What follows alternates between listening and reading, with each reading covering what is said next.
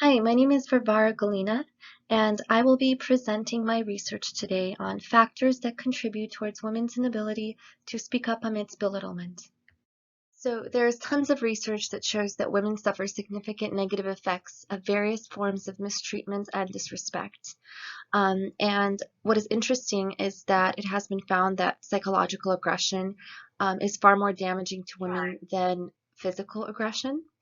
And women are far more likely to self-denigrate, that is, to take a negative self-view of themselves than men are, and are also far more likely to negatively internalize belittlement, which is interesting because there's also been studies that show that women have PTSD symptoms all across the board of all analysis when it comes to denigration, which is another term for belittlement. So it seems to be especially harmful to women. Now, self-silencing is a form of repression of certain thoughts and feelings that women often do, and that has also been shown to be a factor contributing towards depression and several other psychiatric conditions in women. So with this study, what we're really trying to do is explore these underlying reasons of why women do not speak up when they are being belittled, when they are being disrespected, and we are specifically looking at situations when they are around men. So our study focuses on the more widely used form of disrespect, which is belittlement, and we're defining it as dismissing of the other person's words and opinions, especially through the use of humor. So in our study, we will be using a prime, and it will be the male gaze prime.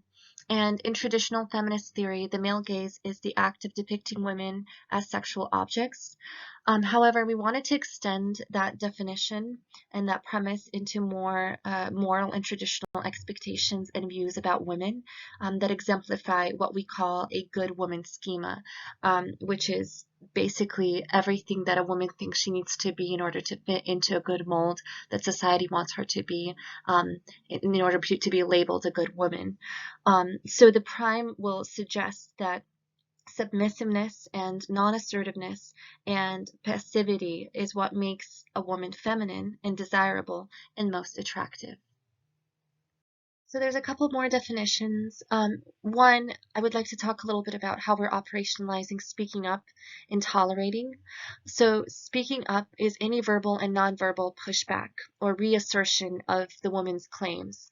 It could be anything that suggests that she is aware of the belittlement, yet she's not putting up with it. The second one is tolerance, and that's so it's any reaction to the belittlement that she is aware of, but that is not accompanied by verbal reassertion or pushback. So it could be any body language which speaks to her being uncomfortable or being offended or whatever, but that's not clearly her sort of speaking out verbally against what he is saying. So our research question is, could the need to remain attractive and desirable be why women tolerate disrespect from men? So our hypothesis is that women who receive the male gaze prime will speak up less frequently than the women who do not receive the prime, and that part of her passivity to say something or speak up is caused by the woman's desire to remain attractive in his eyes. So again, that good woman schema, that sort of view about what the woman needs to be like and act like in order to remain acceptable in his eyes and attractive in his eyes, we think that that's really going to impede her ability to say something and to really stand up for herself. So our experiment is a mixed methods approach, and the girls coming in will think that they're there for a interview on college reading. So it'll be a deceptive experiment. And then we'll also be taking some scales such as self-esteem and depression, etc. And finally, there will be a semi-structured follow-up interview conducted that explores their motivations, reasons why they did or did not speak up, and their level of awareness. Our sample size is 100 girls, 18 years old and older. So there will be two groups that are randomly assigned. One is an experimental group, the other one is the control group. And the experimental group will receive the male gaze prime, which was a document with sort of priming information about what men find attractive. And the next step is the participants will be belittled by the male research assistant, and they will not know because they will think that they're there for a college reading interview. And then another researcher will record their reactions, which will be our dependent variable. And then finally, the follow-up interview will be conducted by a female researcher after they have been debriefed by the male researcher on why it is that they reacted the way that they reacted, as well as finding out if they caught on to the belittlement and if they saw what he was telling them or how he was, making fun of them, if they saw that as being belittling or not. These are some of the materials and the measures that are in the study. So far we have preliminary findings, and we've only had 3 people that have underwent this experiment. And the reason to this is because of COVID-19, so we had to cut our experiment short. However, these are the expected findings that we anticipate we will find once we finish the experiment. And that is, one, is that women who receive the male gaze prime will speak up less frequently than those who do not. And also that a portion of women will tolerate the belittlement due to the woman's desire to be seen as an attractive woman in the proximity of the male gaze. And it is also expected that the more belittlement that the woman is subjected to, the less likely she will speak up and stand up for herself.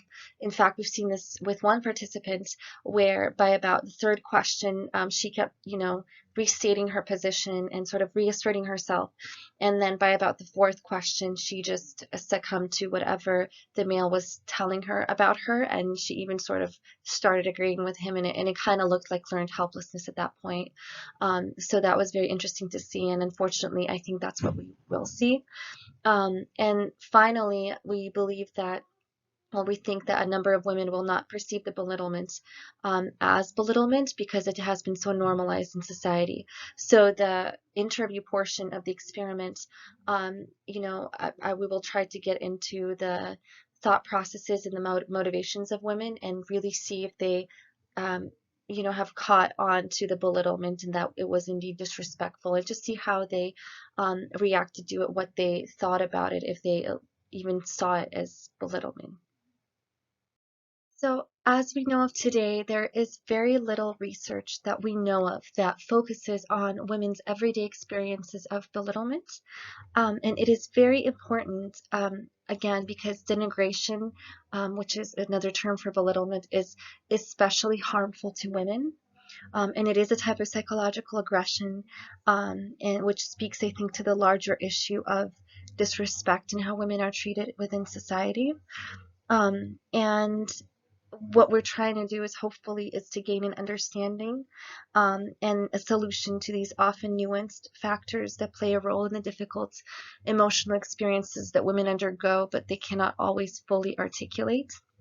And so we would like to utilize this type of research to help aid in that direction and for interventions and programs that are geared towards women.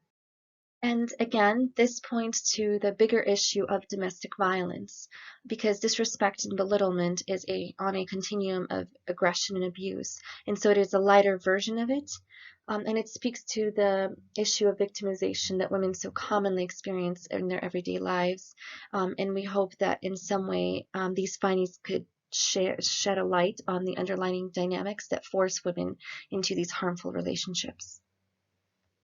So ultimately, this research is aimed at empowering women and giving them a sense of hope and courage again, and ultimately giving them a voice again. These are some of the references. This is my contact info. I would like to thank the McNair program for sponsoring this project, as well as my mentor, Carrie Carmody, for her support, and the Cal State Fullerton Department of Psychology. I would also like to express my gratitude towards the Mid-America Undergraduate Psychology Research Conference, because this is just an amazing opportunity for me to share my findings and also to network with other like-minded people. So thank you.